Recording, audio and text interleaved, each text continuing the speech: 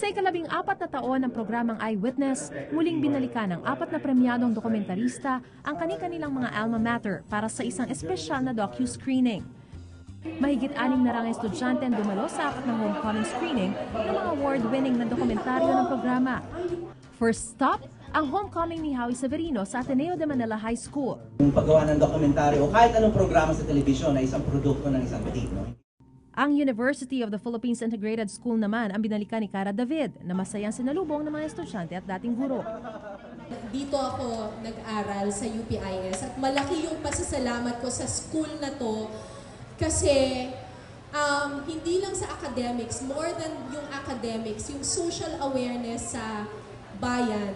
Muli naman binisita ng Escolarian at Masscom graduate na si Jay Tarok ang Central Escolar University. Quality of stories, the creative storytelling. So lahat yan talagang pinaghihirapan namin. Nagbalik tanaw naman si Sandra Aguinaldo, isang journalism graduate ng University of Santo Tomas. Yung natutunan niyo po sa paggawa po ng documentaries, natutunan niyo na po sa experience niyo po o natutunan niyo po rito sa loob po ng USC po? Bawat isa, nagbahagi ng karanasan at inspirasyon sa mga mamamahayag ng susunod na henerasyon. Ika-capture mo yung bawat katotohanan na nangyayari doon sa iyong case study. Eyewitness is really one of the best.